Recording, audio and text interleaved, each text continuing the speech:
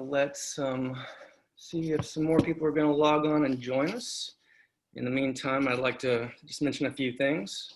Those of you joining us on Zoom, we have a poll where you can tell us how you found us. That'd be awesome. Also, any comments you might have, you can let us know on the Zoom chat function or on Facebook. This program is a work in progress, and we're asking for any suggestions you have on how to develop it and make it better. So any suggestions you have at all about future guests to have, future topics, any other suggestions, just please leave a comment, or you can email me at programs@albemarlehistory.org. I'd also like to say thank you to Addie Patrick. She's a terrific volunteer who's helping us monitor Facebook Live tonight. Addie also recently helped the Society by cataloging the last 12 years of our magazine. She was doing that last weekend while everyone else was napping from too much turkey. So thank you very much, Addie. Tom, when is the next issue of our magazine coming out? We are in the process of doing the final editing. Our editor, who is also our collections manager, Carrie Matthews, will be getting that all wrapped up, and we'll be out to the printer hopefully within a couple weeks. And we are hoping that early January 2021, we will have our 78th volume of the magazine out with a new name and a couple new other features. So keep a lookout for it. Great. Yeah, so Addie, don't lose that spreadsheet. I'm going to have you add some more stuff to it very soon. In the volume 78, we're going to have articles about UVA Unionists, Black Virginians in Blue, Nicholas Lewis and the Farm, and an oral history interview with the late UVA professor and civil rights activist Paul Gaston. So we should have some good stuff in that. So if you're interested, you can become a member of the society, or you can email me to order a copy. Also, if anyone out there would like to be a terrific volunteer like Addie, please email me. If you've got skills, we can use your help. Help us discover and tell previously lost or hidden stories of the people of Albemarle and Charlottesville. And you can help us develop this and other programs by going to our website, albemarlehistory.org, and hitting that donate button. All right, let's make some history. Hello, everybody. I'm Sterling Howell, and I'm here with Tom Chapman. Say hi, Tom. Tom's executive director of the Albemarle Charlottesville Historical Society, and we'd like to welcome you to Unregulated Historical Meanderings, the First Freedoms and COVID edition. This is our very first, hopefully of many, unregulated, unstructured, topic-inspired, but not necessarily topic-driven live shows in which we will invite some not-so-random persons doing something interesting in the realm of history and culture to join us and have a casual, probably meandering conversation about things going on which we think might be of interest and relevance to our friends in Charlottesville, Albemarle area and beyond. This is an experiment, as I've suggested. We've chosen to invite an old friend of ours who was willing to let us use and abuse him tonight for your entertainment. And stepping up to accept that dubious honor is none other than Christian Cotz, newly minted CEO of the First Amendment Museum in Augusta, Maine. Thanks for joining us, Christian. Oh, it's my pleasure to be here. We'll see. All right, so just a little bit of background or full disclosure for everyone out there. Tom and I know Christian from way back in our previous lives when we all worked together at Montpelier, the historic home of James Madison in Orange, Virginia. Back then, I worked under Christian in Montpelier's education department, and Tom, well, Tom, I'm not really sure what you did, but let's not worry about that. A little bit of everything. Let's not worry about that. We're here to talk to Christian. All right, so Christian, please tell our viewers a little bit about yourself, what took you from Virginia to Maine, and what you're up to in Augusta these days. Sure. Well, thanks for having me. I left Virginia in January of this year after being offered this position as the CEO of the First Amendment Museum. I'd been at Montpelier for 20 years and kind of had a great grand finale there with the Mere Distinction of Color exhibition that I was the project director for that led to a number of other projects in the African American history field that Montpelier was sort of leading. And it was time for me to move on, and the First Amendment Museum offered me this job. And I married a Mainer 17 years ago, or got together with her 17 years ago, been married to her for 12 years. We have a summer place. Keep it straight, keep it straight. Yeah, a lot of dates in history, right? So we have a summer place in Maine that we've been coming to since we've known each other. And we had started talking about getting back to Maine, 3, 4, 5 years ago. And when this position came available, we jumped at it. So it was really wild. I took the position in November, started in January, was doing 2 weeks in Maine, 2 weeks in Virginia for the first 2 months. And then the pandemic hit and I scurried back to Virginia to be with the kids. And when the schools decided they weren't going to go back into session for the rest of the year in person, we just decided to sell the house and split. And we sold the house out in the Crozet area in about 3 weeks, and came up here and lived in our little cabin on the island in Maine for 2 months, and then found a place to buy down on the seashore. So it's been great. So what am I doing are you sharing, can I share the screen? Sure. You're a host, right? Sterling, you got to make me host. Oh yeah, sorry. Technical difficulties. Hold on, folks. Christian's from Maine, of all places. So.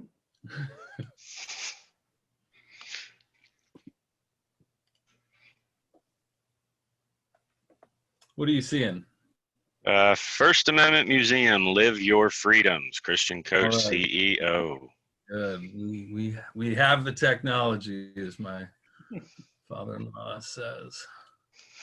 So the First Amendment Museum is a nonpartisan 501c3 organization that exists to examine the history and promote the practice and understanding of the First Amendment. The First Amendment, of course, protects our freedoms of religion, the freedom of speech, the freedom of the press, the freedom to assemble, and the freedom to petition the government. But unlike your high school history class or most other civics-oriented museums you'll visit, we are not interested in presenting visitors with a timeline of Supreme Court cases or a blow-by-blow of First Amendment history.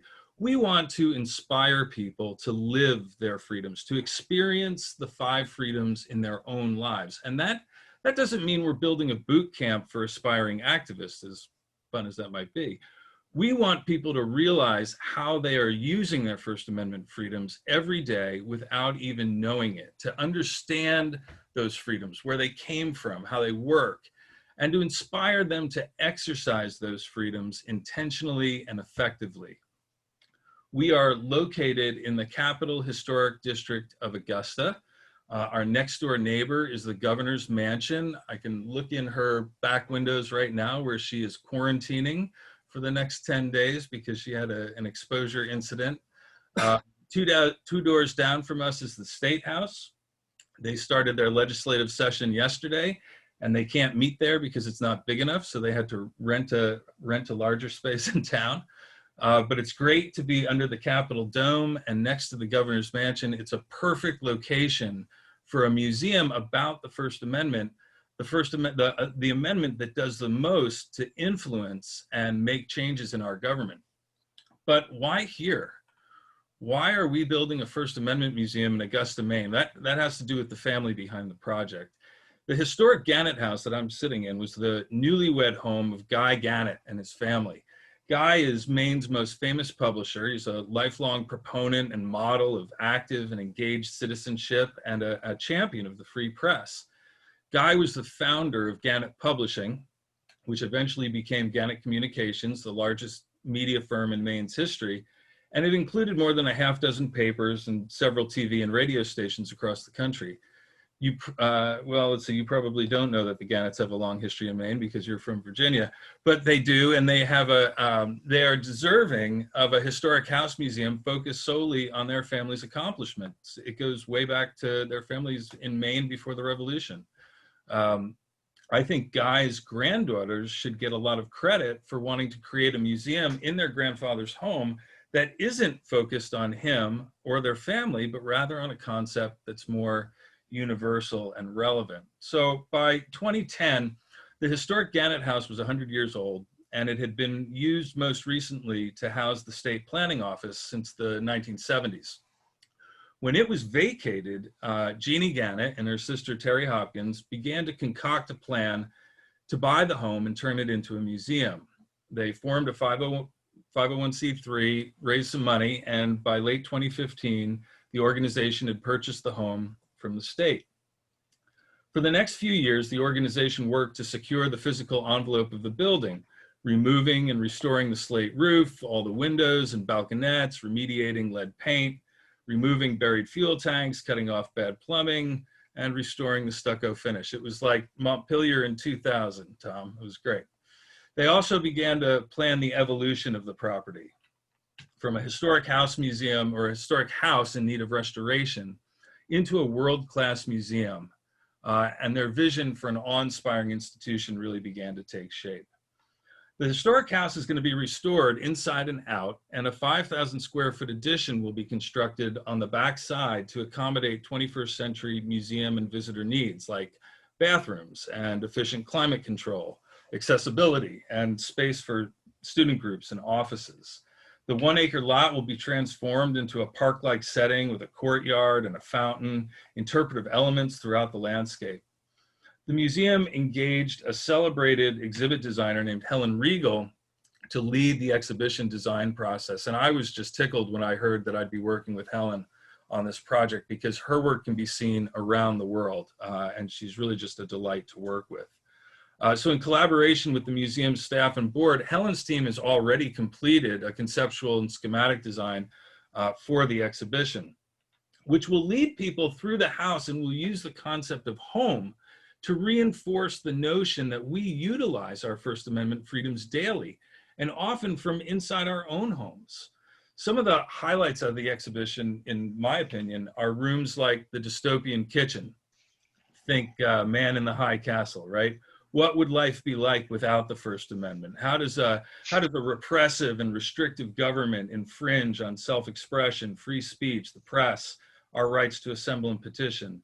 Imagine a kitchen in which you can experience the differences in a society that is more or less restrictive, from food packaging labeling to the commercials that are on a TV to the headlines on the newspaper, all with the push of a button. Or a library of censorship where you can find books and movies and music that's been banned over the years, as well as chairs of knowledge here where you can sit and listen to multimedia programs that relate stories about a day in the life of someone who uses their First Amendment freedoms regularly, like an investigative reporter or a petition collector. Of course, there'll be a current events lab and an enormous interactive space that will appeal to visitors who learn best in a more kinesthetic setting.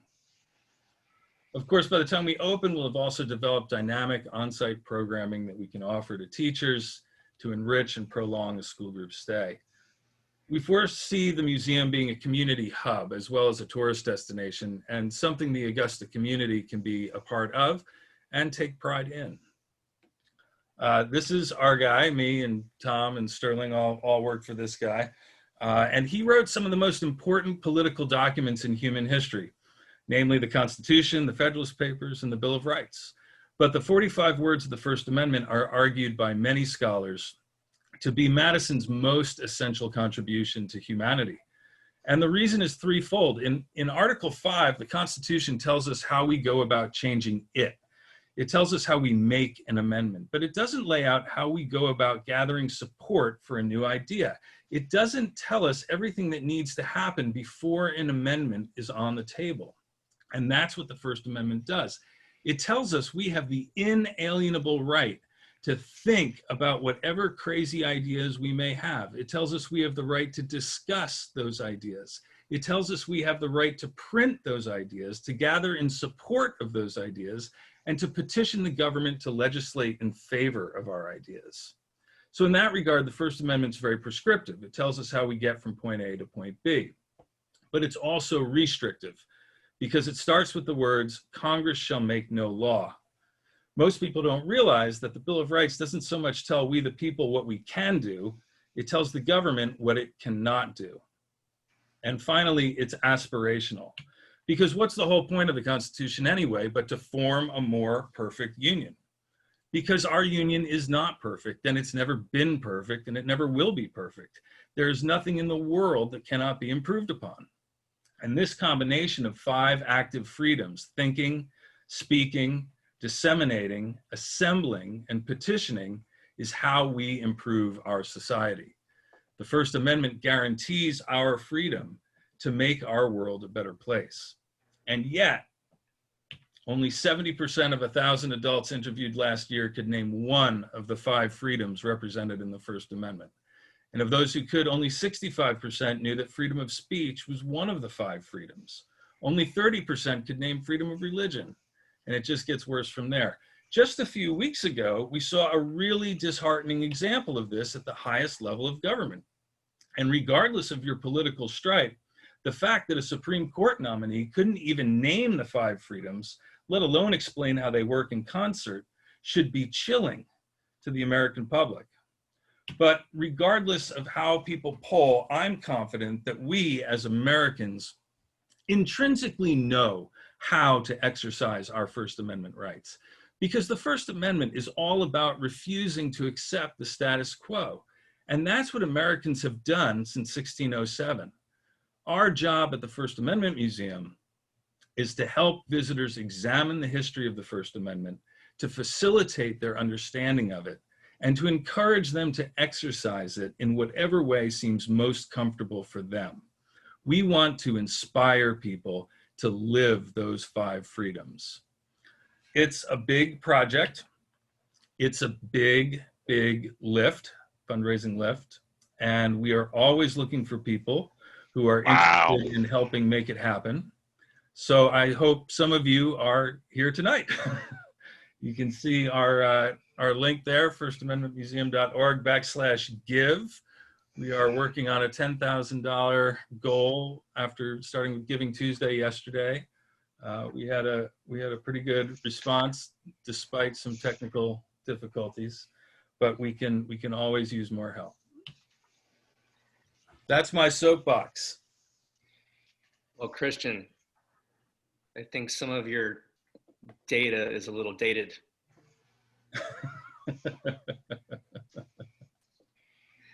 If you look at the Annenberg Public Policy Center's 2020 Constitution Day Civics Survey, they found that the knowledge of the First Amendment has actually increased quite a bit.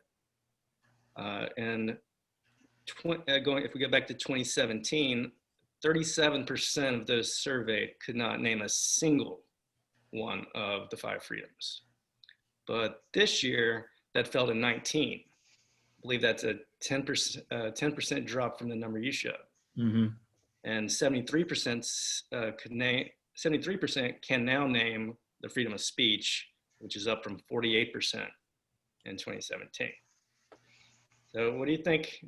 What do you think accounts for that dramatic change? Well, they've been doing these polls for many years. Am I still sharing the screen? You are. How do I get out of that? Go up to the top of, maybe go to the top of your screen, look for a menu. No, just do that.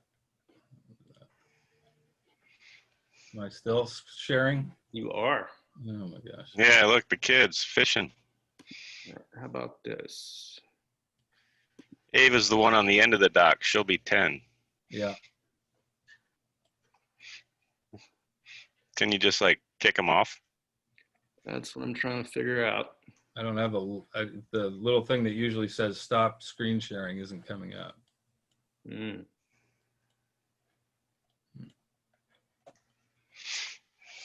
Well, while we're dealing with that technical difficulty, so what I hear, Christian, is that you're basically trying to tell American people their First Amendment rights, which they should already know. I mean, is there something kind of inherently like wrong with that? No, I'm great at telling people what they should know. I learned from Sterling. Are we good now? Yeah. Yeah, we're good. Good. I kicked you off. Great. No, I don't think there's anything inherently wrong with it. I think that's the perfect reason why, why we should have a museum about the First Amendment, is because people don't know enough about the First Amendment, and the First Amendment is so critical to our democracy. So who better than a museum to tell people about their First Amendment freedoms, because museums, thankfully, are still considered one of the most trustworthy sources of information by Americans. And Sterling, going back to your question about the data, I was saying those polls have been happening every year for about 10 years. And the data fluctuates every year by 10% or so. Sometimes it's up, sometimes it's down. But it's not surprising. My numbers are based on 2019's polls, and yours are based on 2020. And that's great. Even though we have to take all those numbers with a grain of salt, 2020 was probably the biggest year for First Amendment freedoms, for people exercising those freedoms in half a century. So it makes sense that they're more aware of those freedoms, and that they're more top of mind. And that's a good thing. But, if we need to know if there's a reason for a First Amendment museum, all we have to do is look at the polling results, or the voting results from this past election. I mean, it's like one of the, if not the biggest turnout of voters in any election, and still something like 65 million people didn't vote, right? I mean, they didn't think that this election was important enough to get up or even mail in a postcard and vote. Well, it's a glass half empty kind of perspective, right? I mean, you can look at the glass half full and just say, like, more people voted for both candidates than any time in the past history. Biden over 80 million, with Trump over 75 million. That's pretty incredible. And we still think it's a fraud, but anyway, that's another topic. Well, Tom, that's a interesting segue here. I noticed Kristen, on your website, actually, before I get to this, we had a question. How can someone donate to the First Amendment Museum? Someone by the name of Amy Larrabee Coates asked that question. Do we have to sing happy birthday here? Happy birthday, Ava. You can donate by going to firstamendmentmuseum.org/give. Well, it seems like you got your little minions here in Facebook already. They're answering your questions for you. Yeah. We did have a question here from Shelley Murphy, who's our president of the Albemarle County, or Albemarle Charlottesville Historical Society. She asked, do you think the lack of knowing the five is due to our public-private education, or what? Or what is it? Yeah, I do. I don't think that the First Amendment is taught well in schools. I don't think it's taught actively. I think it's often taught passively. I think it's taught as a series of kind of boring Supreme Court decisions that are not going to garner a lot of interest amongst high school age students.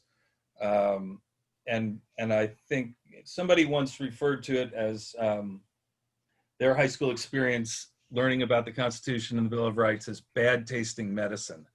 And it just leaves a bad taste in people's mouth. But again, I do think that people intrinsically know how to exercise their rights. I just don't think they know the nuance behind those rights. Do you think you see a change with what we have going on, like recently, with some of the social upheaval the past summer and Black Lives Matter but at the same time also with COVID and the political nature of how things are being, looked at there? I mean, how do you see the First Amendment being utilized, or the First Amendment being squashed?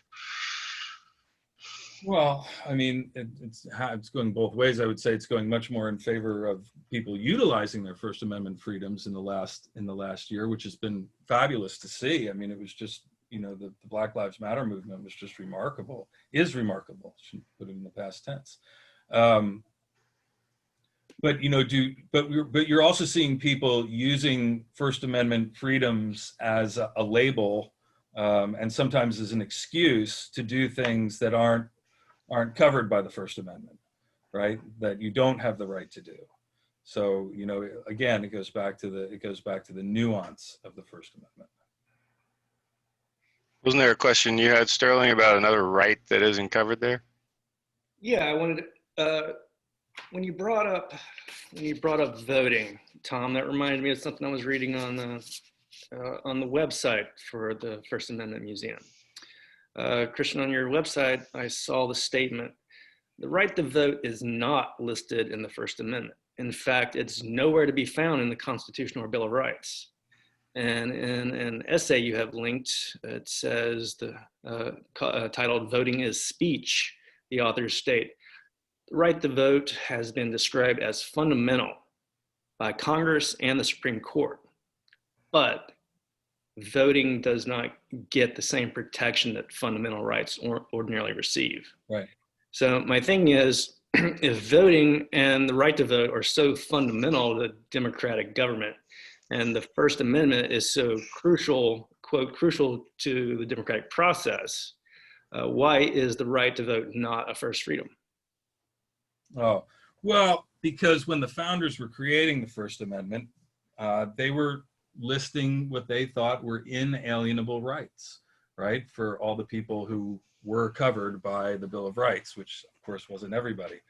And voting, they did not think voting was an inalienable right that all people had.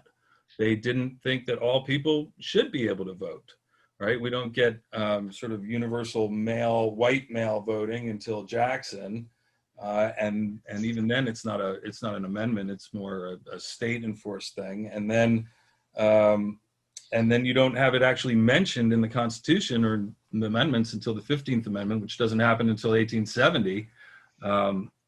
And of course, that's due to systemic racism, because the only way, if African Americans are citizens after the 13th and 14th Amendments, and they have the right to vote, the only way to enforce that in the South is by creating a constitutional amendment. And still, they leave it up to the states to enforce that regulation. And of course, the South doesn't. We have a century of Jim Crow. All right.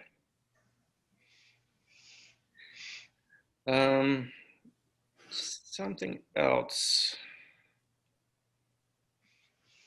I wanted to come back to one thing you were pointing out with your little presentation there in terms of interactive exhibits. Seeing that we're all sitting here in a COVID world, I'm sitting in my basement. Sterling's over there in Greene County waiting for his dog to bark to interrupt him, and you're up in Maine, and everyone else here is, enjoying this presentation from their house. I do hope that interactive exhibits are something that we can interact with in the future, but where do you see COVID, what impact has it had on now and maybe even future plans? Yeah, it's a great question. And I think that's something the museum industry and field is grappling with, and nobody quite knows the answer to it yet. I think, for us personally, we had designed a very interactive exhibit, and that design has been on hold for about a year. And we're expecting to get back to the museum design part of the project next year to get that back on track. And I think it remains to be seen what will happen, but many people are talking about having lots of sanitizer all around, just sanitizer stations everywhere.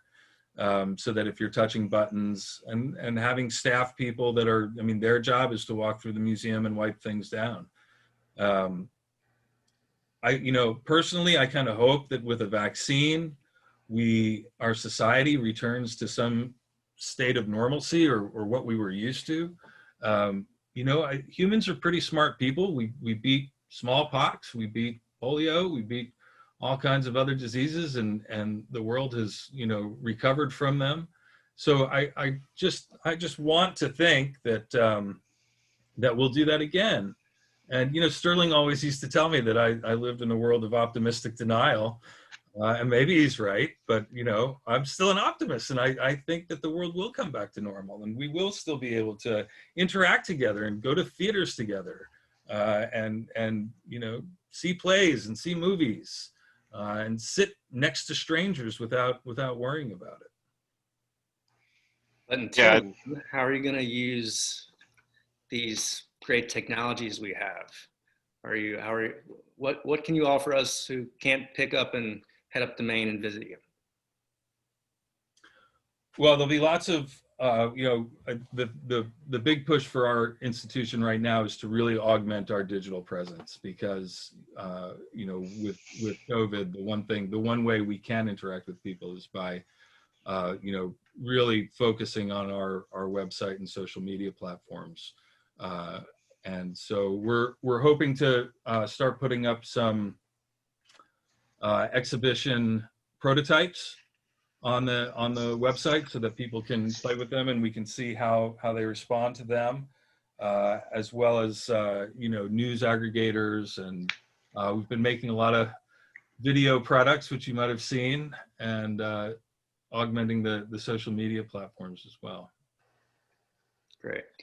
We have a question. Whose idea was it to create this interactive dynamic museum? Well, the idea goes back to Jeannie Gannett, who is the granddaughter of Guy Gannett. And I don't know, maybe this person missed the beginning of the talk, but Jeannie and her sister, well, let's take it back a little bit further. The Gannett house that I'm sitting in right now was changed hands in the late 1920s, and then changed hands a couple of other times. By 1970, the house became the offices for the state planning office. And it looks like it. I mean, we've got, you know, the drop ceilings and the big fluorescent light fixtures and the rubberized steps and the industrial carpeting and everything. So the house needs a lot of restoration work. But when the state sort of vacated it in 2010, Jeannie and her sister said, wouldn't it be great if we could get the house back and turn it into a museum and talk about the First Amendment? And so it took several years to make that happen. But by the end of 2015, the 501c3 had been formed and the house was purchased, and they started a long process of kind of securing the envelope of the building from the elements, and then slowly planning this museum to come.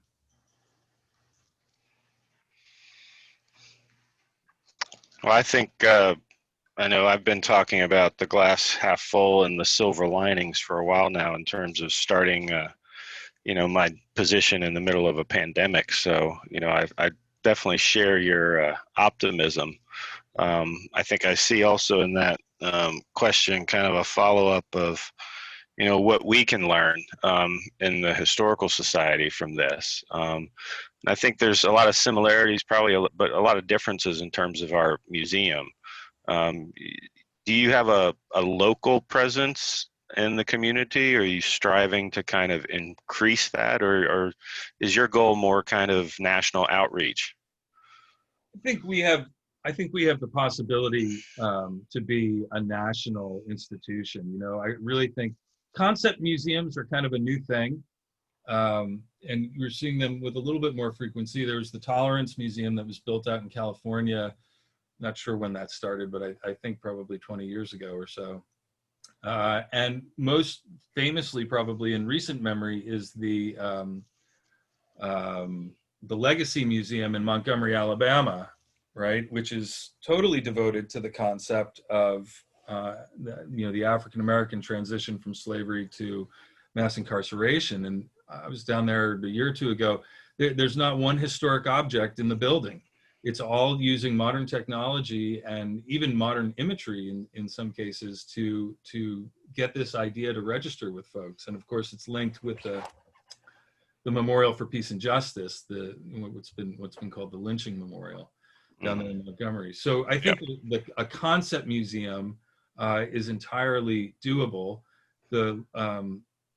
The Legacy Museum has become a pilgrimage site, and people are flocking to Montgomery, Alabama to see it. I wouldn't be surprised if some of the people on this call have taken the drive down there just for that purpose. I know Charlottesville sent a couple of buses a year or two ago. Yep. So I think we have the potential to be a national institution. I think right now we are more of a local entity. They really only started giving tours to visitors about 2 years ago, and it's they haven't had throngs of visitors by any means. But there's also it's in development. So we're just putting together sort of temporary exhibits that people can see that are more about the First Amendment and less about the Gannett family history. So you've only been around for how many years? Well, I can't really tell you when they actually started opening the place up to the public for tours, but I think it was in 2018. Okay, but you said they bought the place from the state in 2015. Is that right? And they've been working on the sort of securing the building from falling down. Okay. So you're starting from scratch. We're starting from scratch. I mean, well, I can see some positive things there too. I mean, I'm looking at a historical society where I'm the executive director of 80 years of history.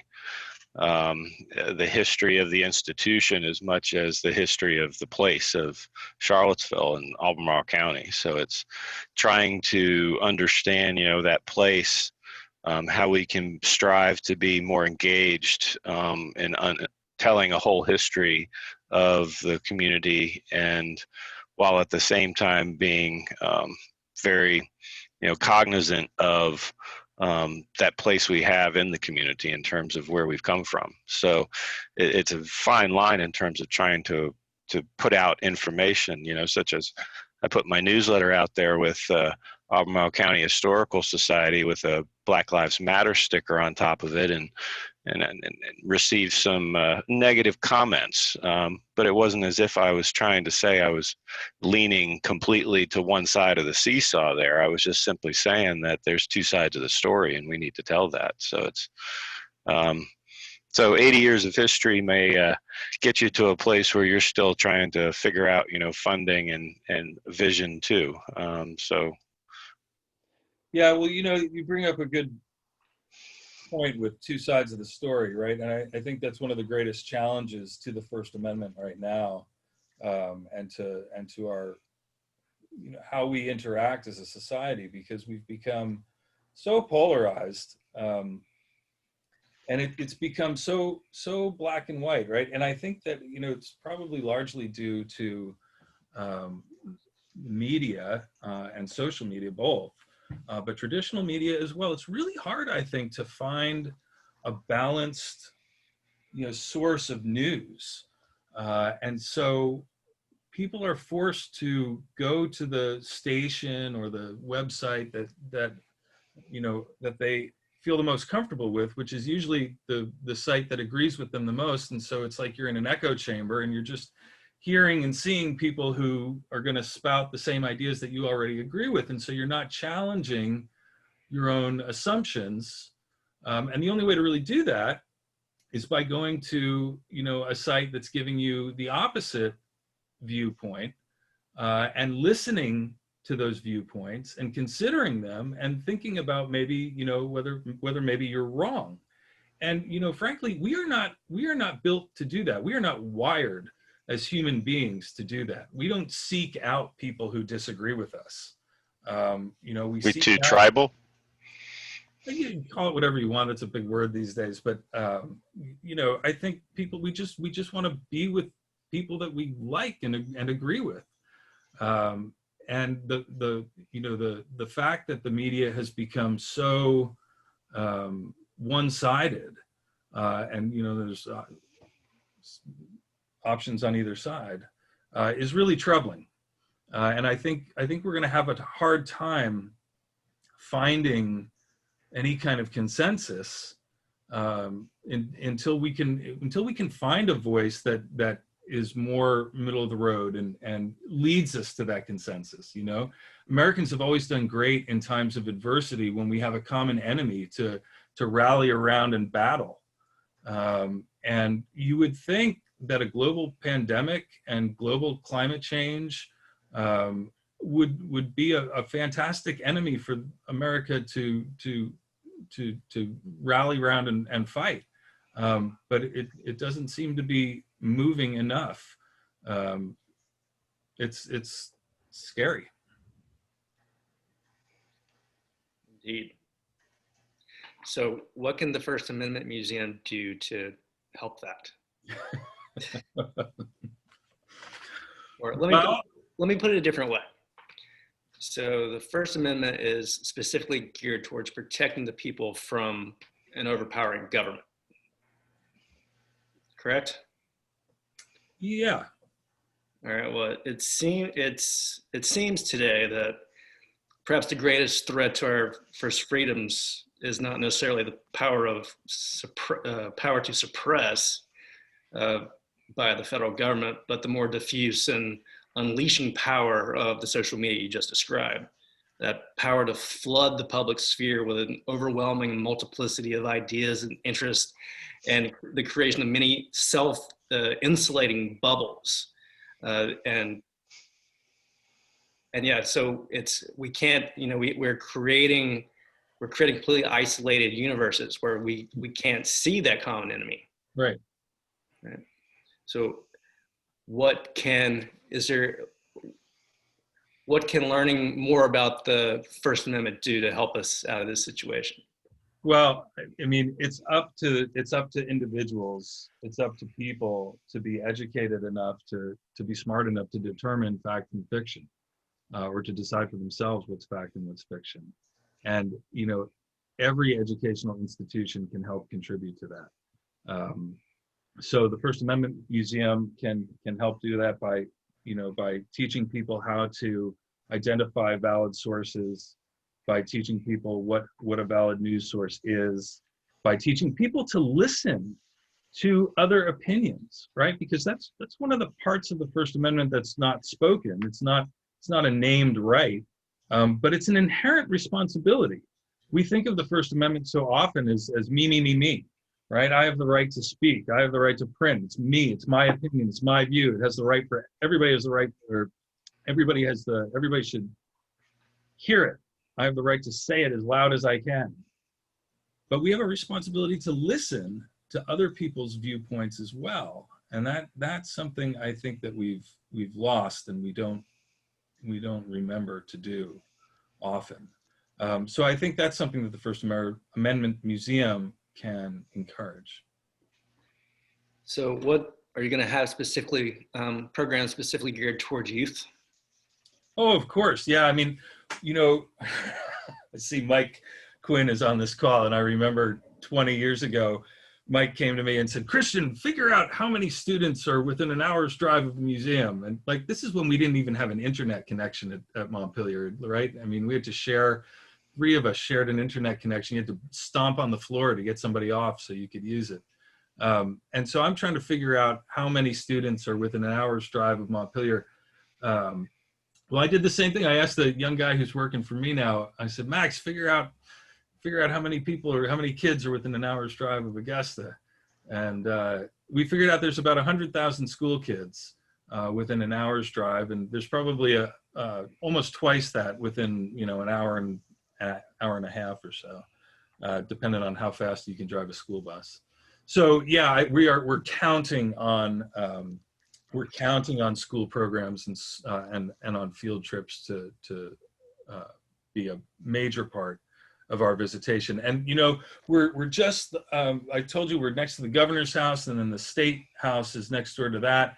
And then on the other side of the state house is the state museum and the archives and library. And unfortunately, they just had to close their doors for probably the next 2 years because their HVAC system went down, and when they dug into it, they realized that the whole building was filled with asbestos, and they're going to have to gut the entire building. And it's one of these big 1950s kind of post-industrial cinder block structures that's going to be a monster to do that to.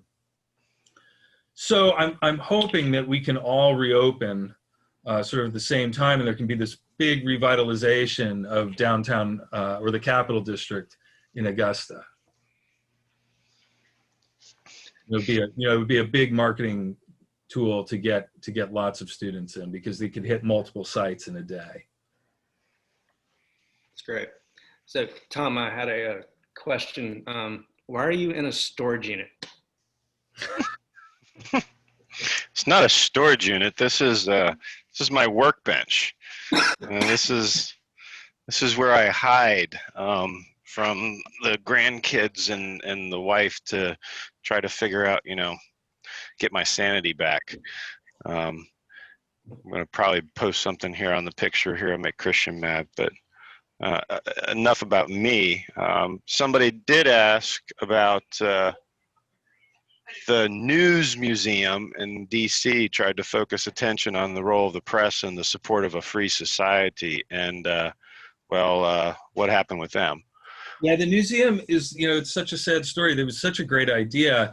I always felt like the museum was more like a shrine to journalism than it was a museum about the First Amendment. I always loved going there.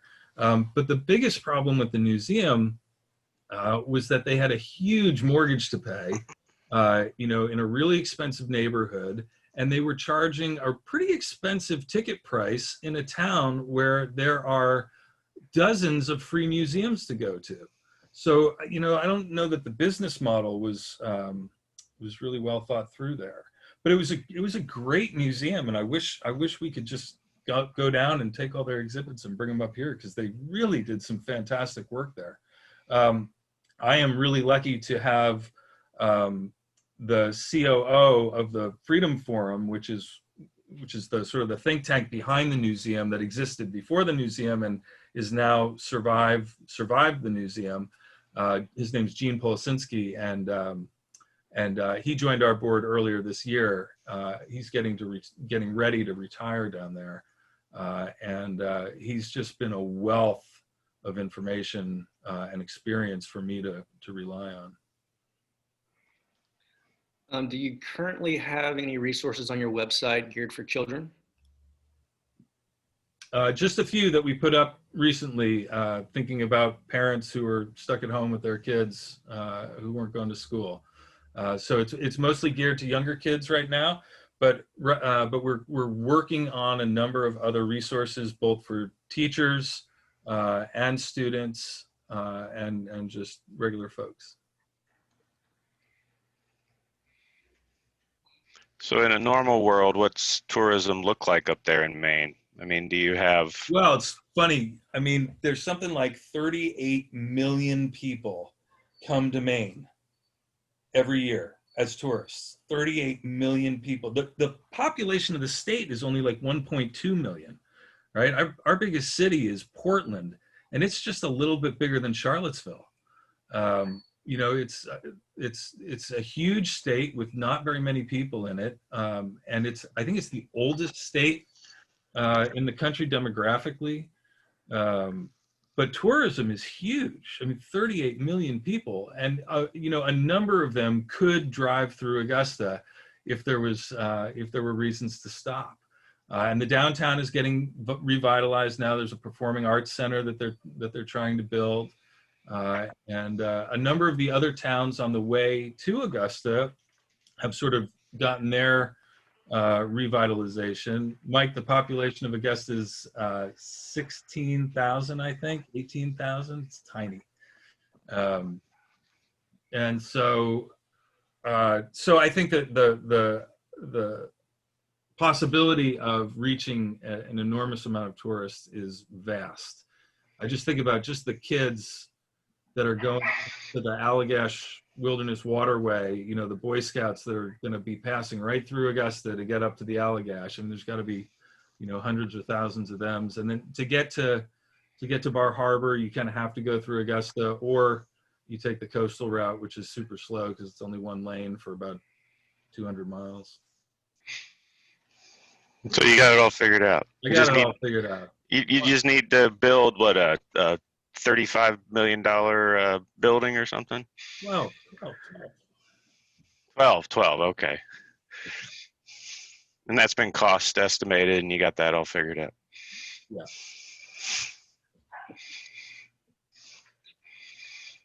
It's half of what we did for Montpelier. True. Not even half when you count in the visitor center and the bridge and my bill covers all that kind of stuff. Yeah, Montpelier's still paying for it too. So what is your revenue source? I mean, how is it looking, I guess? You're looking good? Did COVID just throw everything for a loop, push it off a couple years, or? Well, frankly, we've been relying most of this time on the Gannett Family Foundation to support what's been happening at the museum so far. We've never charged admission for any of our events or student tours or regular tours of the house. And their intention is to never do so. They'd like to create an endowment that would, keep the museum sustainable and keep admission free, because everybody should have the opportunity to come learn about their First Amendment freedoms. So that's an additional fundraising lift for me. But did COVID throw us off? In a way, I think it gave us a pause. They'd kind of been without much leadership for the last year, in 2019, and so they needed to sort of the museum, the board, the staff needed to sort of kind of rally and reset. And I think we've made a lot of accomplishments in 2020. But because we weren't charging any admission, we weren't generating any revenue previously, so we aren't really losing revenue because of COVID. I feel I feel really lucky and grateful really to be in this position where I'm employed in the museum field in a museum, and I've been able to hire staff and I've been able to continue with the operating budget I was given. Yeah, I think it's unfortunate that where we're at. I mean, I think you have a little better freedom. I'm kind of coming into this. Started April 1st. 2 weeks after everything closed, with the goal of trying to change a historical society that was going through its ups and downs to begin with. Yeah. And I think it's a double-edged sword there too, where COVID has definitely hindered, but it's also maybe even the playing field. I remember a conversation we had when I first started, when everyone was going online. We have to do educational stuff. We have to get out there. And I think you had like 2 or 3 sentences to me was like, the people with money who are doing that are doing it. Everyone else is just cluttering up the airwaves. Take the time, do what you need to do to build your foundation, get things figured out, and then, build incrementally, because this is going to be around for a while. So I definitely took that to heart. I think it's a helpful thing to think we can, blame this on COVID, but at some point in time, we just have to dig in and start moving forward. And I'm glad to see you got big plans. Well, you're right. I mean, it shouldn't be an excuse to do nothing, right? But it's an opportunity to do things well and do them intentionally. And I think that the point that you bring up is important for the museum field, in general, because I think some of the biggest challenges museums are going to face in the future is bandwidth for people's attention, right? Because, I mean, since the bicentennial in 1976, when I was born, museum attendance has been dwindling. It hasn't gone up. And museums have to realize that. And I think we have to figure out if there's a pie this big of money that historical sites are going to be able to access to sustain themselves and function, and there are more historical sites being generated every day. We can't sustain the industry on the same pie. So I think we have to adapt in ways that make ourselves more relevant to to bigger audiences and to get people more engaged with museums instead of less. But we are fighting with every other thing out there for people's attention and for people's time. But I've also seen, that, museum visitation is going down. I mean, that was even before COVID.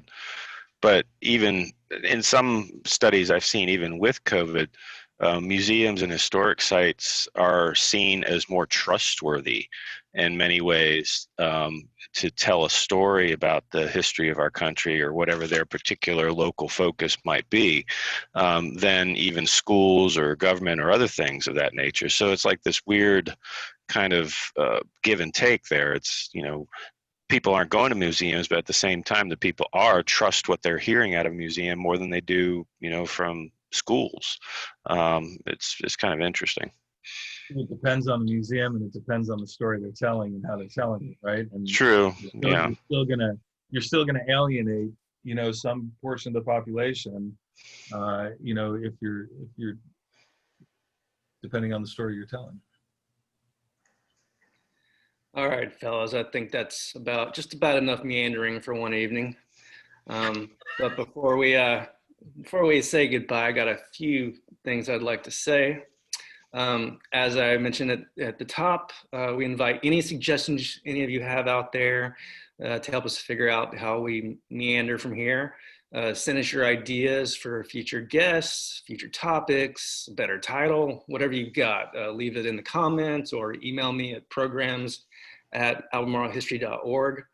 For everyone in or planning to visit Charlottesville and potentially interested in one of our walking tours, email me. We offer a walking tour of the historic Court Square in Charlottesville, in which we discuss the history of the city and the county from pre-colonialization all the way up to present controversies. We also have a brand new tour of Maplewood Cemetery, including discussion of what the community of the dead can teach to the community of the living. And we are in the process of developing a new tour of the downtown mall, some other sites around the city, and we're going to bring back the Spirit Walk next year. Also, anyone out there who'd be interested in volunteering to lead one of these tours and or get in costume and character for the Spirit Walk, please let me know. If you don't have the time to volunteer but would like to help out in some way, please go to our website and hit the donate button. Every dollar counts, and we can't do this without your help. Anyone wanting to do some historical or genealogical research on their own, our research library is open by appointment. We're adding volunteer hours to help make the library open for researchers in the afternoons. And now we have Saturday hours as well. Thanks once again to Addie. If you'd like to utilize our resources, just call or email. Tom will be doing an interview with Rick Moore of WREN 97.9 for his Sunday morning wake-up call, which will air Sunday the 6th at 11 a.m. and will be available as a podcast after that. On the 9th at 7 p.m., we'll have another edition of Ask a Genealogist with our own Dr. Shelley Murphy. You can register for that through the JMRL website under upcoming events. If you're ready for some Christmas cheer, on Friday the 11th, the Charlottesville Brass Quintet will be playing on our front lawn at 4 p.m. And on Sunday the 12th, the Holy Comforter Choir and Band will be performing at 4:30 p.m. We're located at 200 2nd Street Northeast, Charlottesville, for anyone who doesn't know. On Wednesday the 15th at 7 p.m., we'll be Zooming with Jordy Yeager, who will be talking about the Mapping Seville project, which you can learn more about at mappingseville.com. You can check out all of our upcoming events on our website calendar.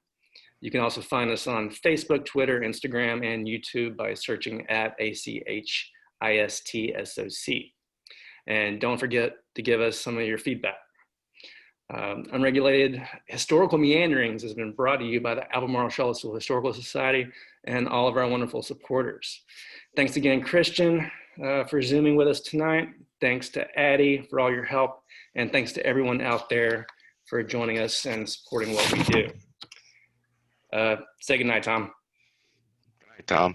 All right. I'm Sterling Howell, and I hope to see you for the next Unregulated Historical Meanderings. But until then, meander on. Yeah, at least with Facebook, maybe if you want to kill that feed. If anybody here in Zoom wants to have I think a couple of people unmuted I see, so they might want to have something to say to Christian. Yeah. Good to see you, Christian. Good to see you, Colleen. Thank you so much, Christian. You're welcome. Where are you coming from, Colleen? Oh, I'm in Charlottesville. Oh, okay. It's Yeah. good to meet you. She's one of our descendants, Tom, from the UVA and Monticello program. Oh, fabulous. Yeah. Yeah, Shelley's been digging up a lot of different history there with all that UVA stuff. She's been doing a great job. I'll tell you, I met Kristen a few years ago, and he probably doesn't remember. I don't know if you do. Okay, that was when the exhibit was just before it opened. You set up and ran the whole PowerPoint on what was coming on the mere distinction of color. There was a whole group from, New York, and then I was coming local. The odd chapter and some other folks were down there. Yeah. Right. And Zan was there. Yeah. Yeah. Yeah. Real good info. I'm excited about this museum. Good. And I posted in the chat. You got a local DAR chapter there, so make sure you tap in on their door. But my input, go to the state. Go to the state DAR, because they love this kind of stuff. The education piece, the historical. Might be some opportunities there for partnerships at the national level. Oh, that'd be great. You're the only one, I'm assuming, right? We're the only what? Only museum called the First Amendment, and that, go for it. Yeah, I know. I think, now, I was thinking now that Susan Collins is ahead of the appropriations committee for the next 6 years, I think okay. should be some federal money come this way, don't you? Yes. Yeah, that's what I'm saying. You're the only one focusing on this, and the kids aren't getting it in school enough that we can remember it as adults. So it's got to rely on the parents coming in there too. But, DAR likes to work with the local schools too, like they did with Montpelier. We went in on the September 17th every year. Yeah. Basically in the local schools and presenting programs on the Constitution. Well, First Amendment, I think it's right in line. So good luck on that. Yeah, I know we had talked to them in the past, and I know that their grant application is due at the end of this month. So. Point. You and your family have a good holiday. I'm going to sign off. Good to see you. Thank you for joining us, Colleen. Oh, you're welcome. Stay safe, stay healthy. Thank you. Can I have a special good night to? Can I have a special good night to Addison?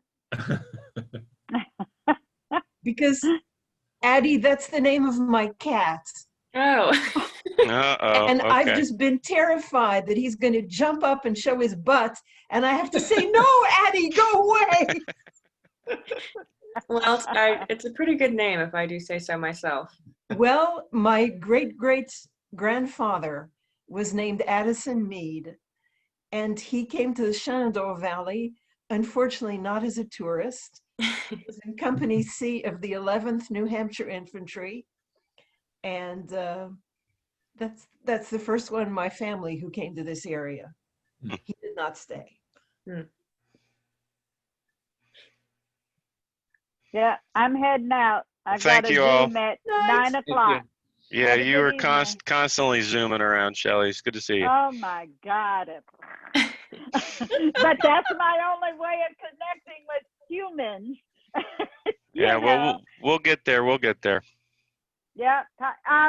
The calendar dates you talked about, Sterling, didn't match up what was on. I was just plugging the stuff on my phone. Oh. And so, or the day you said and the date, something. Tuesday the 15th was correct, but I thought I heard you say Wednesday. But just check. It is Tuesday. Yeah. Okay. But just whatever you said, there was one or two of them didn't match up. It was regarding the ban. It says Friday, December 13th, but it says to be determined. Yeah, the band is still in flux. They're all over the Okay. place, but hopefully the 11th, the 12th, and the 13th, we're going to have somebody on the front porch singing and carrying on. So there's going to be music in the park for Friday, Saturday, and Sunday that weekend. So Well, put back out the 11th. whether It's it's not the on here. yeah, no, I need to update that. I was going to send that out separate. Whether it's the secular municipal band or the Catholic choir, we're going to have some music out there. Well, I'll be listening in. A nice mental break. Talk to y'all later. Take care. Thank you all. Mm-hmm. Good night. Good night. Night.